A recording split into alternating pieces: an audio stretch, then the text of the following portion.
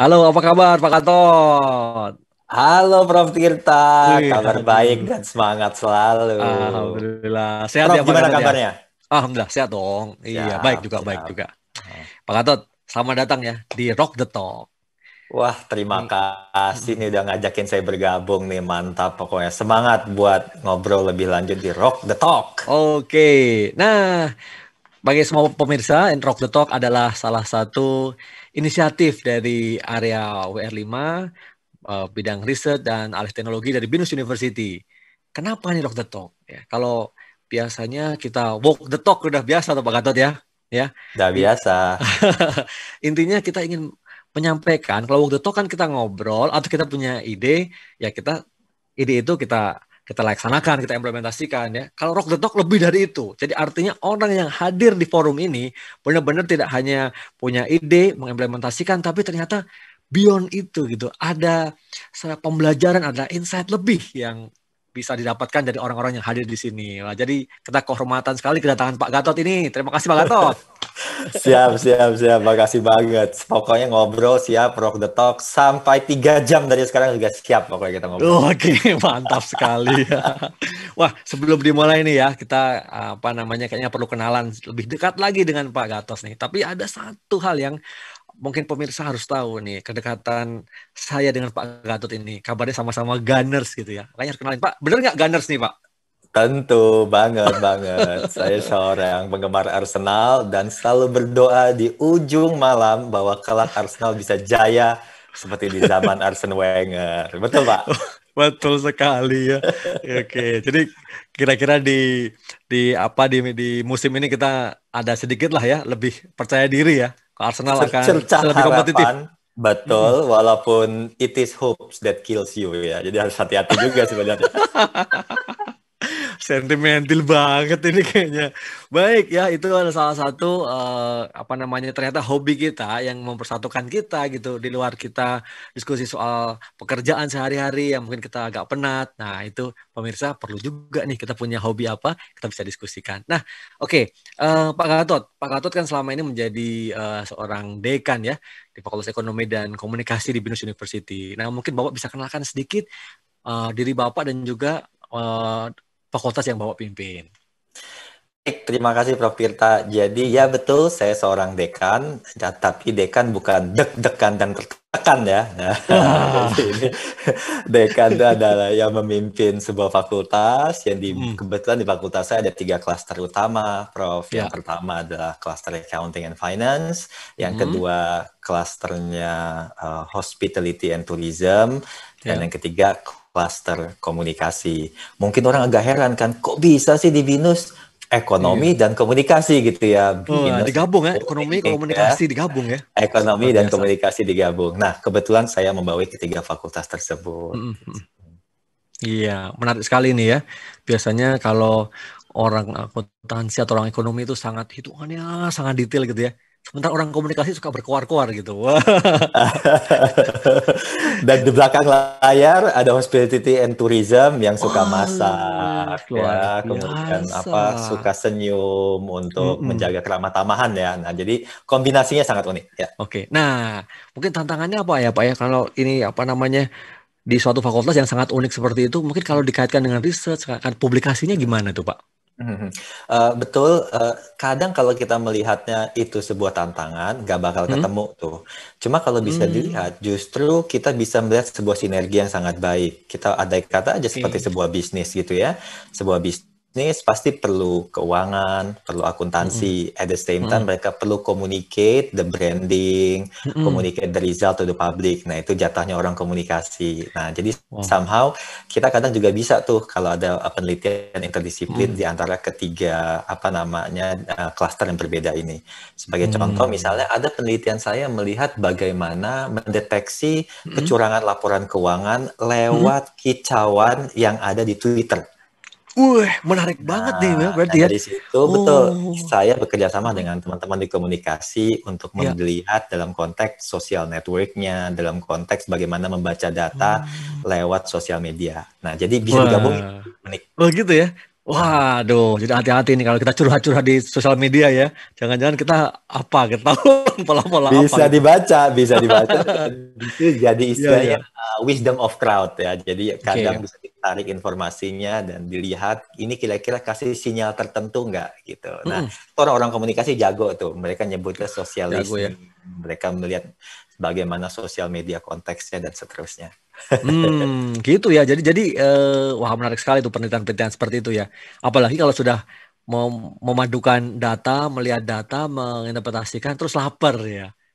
Langsung masak, langsung makan Nah, ya Pak ya. itu satu lapar, nah itu ranahnya hotel manajemen, atau ketika Oke. penat, Heeh, pusing riset, heeh. kemudian kita pengen jalan-jalan dan berwisata. Itu domainnya tourism atau destinasi Waduh. pariwisata. Jadi lengkap ya Pak ya. Dari menghitung uang, dapat uang, ngitung laporan keuangan, sampai nanti kalau udah berjaya dapat profitnya banyak, langsung bisa happy-happy jalan-jalan ya. Jalan-jalan, jangan lupa tamasya, penting itu. Oh, Ya. jangan lupa Thomas ya, buat kita bahagia, ya kan? Iya, iya. Meningkatkan imunitas kita ini ya, Pak Gatot ya. Kemudian imunitas meningkat. Nah, Itu. harapannya nggak gampang sakit. Betul, Nah, betul Pak setelah Yat. meningkat, imunitas kita tetap sehat, berarti kita Mhm. semakin produktif. Semakin produktif, mengejar target-target yang ada dengan penuh semangat. Nah, gitu Itu luar kunciannya, biasa. Prof. Siap.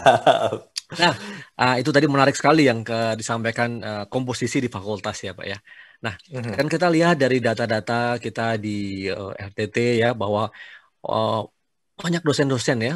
Terakhir-terakhir ini kita lihat bahwa penelitiannya meningkat, Pak, dari sisi kuantitas maupun kualitas gitu ya. mhm, Nah, mungkin mhm, mhm, ini ada strategi khusus gitu yang Bapak mhm, diskusikan sama teman-teman, mungkin mhm, apa tidak hanya teknisnya tapi mungkin yang non mhm, teknis. mhm, Satu sisi melihat bahwa memang targetnya yang luar biasa mhm, gitu Pak. mhm, Gimana agar mhm. mereka menjaga Iya, tetap semangat gitu ya. Ini iya. terbukti loh Pak, dari beberapa dosen ada yang kemarin dalam pengumuman Sinta itu Mhm, meningkat gitu mhm, ininya apa iya. namanya apa klasemennya Pencapaiannya. ya, klasemennya Mhm, ya, iya. klasemen. Kita ngomong Mhm. kalau klasemen bola gitu ya. Betul, betul, betul. Heeh. Gimana Pak? Iya. Ada beberapa hal menurut saya, Prof. Yang pertama, bahwa untuk meningkatkan atau menggugah kesadaran mereka bahwa Hmm, penelitian itu adalah bagian yang tidak bisa dipisahkan dari kita seorang dosen. Kita mm-mm. nggak bisa hanya Ya, mengklaim mengajar saja gitu ya, tetapi harus ya. ada sesuatu yang kita tampilkan dalam bentuk penelitian, menggugah kesadaran. Dengan Hmm, penelitiannya baik, aktif, kemudian karirnya juga akan membaik. Nama profilnya juga ketika dicari di Google Scholar, di Sinta, betul. dicari itu namanya muncul gitu kan. Nah, Ya. menggugah kesadaran ini kemudian menimbulkan bahwa harusnya melakukan penelitian itu adalah sesuatu bukan jadi beban, tetapi Hmm, sesuatu yang memang bisa membuat dampak positif bagi dirinya. Itu saya lihat hal yang pertama. Yang oke. kedua, memang mau nggak mau harus dicoba sih gitu ya. Hmm. Dicoba untuk bisa Terobosan-terobosannya apa nih? ada terobosan, dicoba Hmm, itu hmm. kemudian dilihat aja ya. Kalau ada teman-teman yang ragu, belum bisa, Ya. kita coba aja lewat conference-conference yang Hmm, RTTO, saya yakin ya. sudah banyak memfasilitasinya lewat Big Ya. Join International Conference dan seterusnya. Ya. Nah, ketika mereka masuk, accepted, mereka Hmm, present, ini menimbulkan rasa percaya diri. Oh, ternyata hmm, bisa ya. Oh, ternyata hmm, mampu ya gitu ya. hmm. Dan kemudian mulai mengalir kan, ada feedback, ada benefit, ada namanya muncul di Hmm, Scopus list. Ini kemudian membuat mereka makin percaya diri kan, dan iya, merasa bahwa oh bisa gitu kan. Dan ini betul. kemudian mendorong mereka. Yang ketiga Hmm, menurut saya semangat kolegial yang ada di BINUS yang bahwa hmm, hmm. semuanya harus membantu dan mendukung satu sama lain gitu Ya, ya. Dan ketika ada kesulitan, saya yakin ada insentif-insentif yang dimunculkan, ada ya. inisiatif berupa klinik, bantuan Hmm, proofread, bantuan editorial, yang membuat tim itu kemudian merasa bahwa mereka nggak sendirian gitu. Nah, dari nah, situ kemudian mereka betul. berupaya buat publikasi. Begitu Ya. publish, ngeklaim insentif, masuk ke rekening, wah Wah, itu langsung ya kemudian berbinar-binar ya. berbinar-binar. Nah, menurut saya banyak hal yang kita komunikasikan itu kadang kita bilangnya hanya mengejar target, mengejar Hmm, numbers, mengejar output. Tetapi kalau iya. kita sampaikan ada kisah-kisah menarik di balik itu, teman-teman banyak tergugah. Kurang lebih seperti Eh. itu. Wah, luar biasa ya, keren sekali. Jadi memang peran apa leader dan juga komunikasi yang tepat ya Mhm, tentang message-nya itu. Karena memang kalau lihat hanya dari aspek target yang luar biasa, tentu orang mhm, melihat akan menjadi seperti beban ya. mhm, Tapi kalau mhm, dilihat seperti tadi Pak Gatot sampaikan luar biasa. Nah, saya mhm, dengar juga, saya pelajari juga nih dari penelitian-penelitian kawan-kawan dari mhm. FEC, khususnya mungkin juga Pak Gatot sendiri ya, Ya. bahwa penelitian itu memang kan bertahap. Artinya gini, maksud saya. ada dosen yang memang kalau di BINUS sudah pasti kita dorong untuk penelitian internasional ya ke jurnal internasional bereputasi ya, terindeks Scopus gitu ya. Yes. Tapi ada juga bahwa penelitian-penelitian yang kemudian publikasi kita yang mungkin rasanya kita katakanlah wah saya mungkin nggak akan ini nggak layak nih dipublikasikan secara internasional gitu. Akhirnya dipublikasikan tempat lain atau memang saya ingin publikasi di jurnal nasional reputasi saja atau ingin publikasi di jurnalnya BINUS gitu. Nah ini saya lihat kemarin ada satu penelitian ya yang Bapak lakukan atau teman-teman FEC lakukan. Ternyata penelitian itu juga bisa menarik orang terlepas dari outletnya gitu ya. Nah, gimana itu Pak Gatot, apakah betul itu? Iya, betul sekali Prof. Jadi memang ada kadang kita mesti melihat bahwa ini potensial nih untuk bisa publikasi internasional berindeks Scopus. Namun ada penelitian yang kayaknya ini harus segera dipublikasikan biar halayak bisa membaca dan mengenal lebih lanjut gitu ya. Nah kemudian ada penelitian saya yang saya kerjakan bersama mahasiswa master saya, magister akuntansi, itu tentang pengampunan pajak atau tax amnesty di periode 2016-2017. Kalau memang dipublikasikan secara internasional, kayaknya agak susah karena konteksnya sangat Indonesia gitu ya. Nah, jadi yang outlet Indonesia. Yang pas, spesifik Indonesia gitu. Jadi outlet yang pas mungkin kalau publikasi nasional yang yang cukup baik ya, entah itu Sinta 3 atau Sinta 2. Nah, kemudian saya coba publikasikan di jurnal nasional di Sinta 3 dan kemudian publish, terindeks di Google Scholar, dan kemudian ada pihak 3 yang tertarik buat membaca dan ngontak saya untuk tahu lebih lanjut. Nah, kemudian dari situ obrolan terjadilah gitu ya. Jadi memang kita bisa melihat bahwa memang bagaimana kita bisa menjual riset kita, bagaimana kita bisa mempromosikan riset kita, nggak hanya selesai ketika itu dapat publish, tetapi juga menjual sebagaimana orang bisa tertarik lebih lanjut.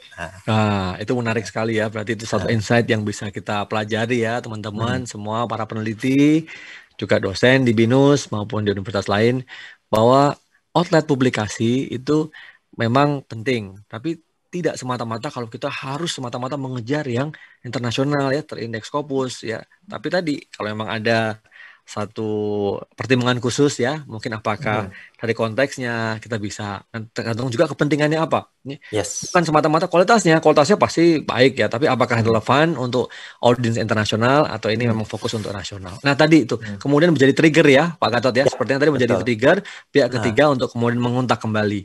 Nah ini saya kira cara-cara yang baik kita untuk mengkomunikasikan hasil riset. Yang selama ini kan kita hanya mungkin lepas setelah selesai publikasi di jurnal ya, terus kita tidak lakukan apa-apa. Makanya kita dorong ya Pak Gatot, teman-teman para peneliti yang punya penelitian apapun itu yang sudah dipublikasikan, silakan mau dicuitkan di Twitter, mau ditambahkan di website ya, mau sampaikan di LinkedIn kita ya, atau di mana, di beberapa kanal dari penelitian teman-teman. Wah, itu menarik sekali nih Pak Gatot ya. Oke Pak Gatot, nih sebelum kita lanjutkan ya, kita bisa break dulu ya. Pemirsa, kita lanjutkan nanti perbincangan kita dengan Pak Gatot Suprianto, PhD, Dekan Fakultas Ekonomi dan Komunikasi BINUS University.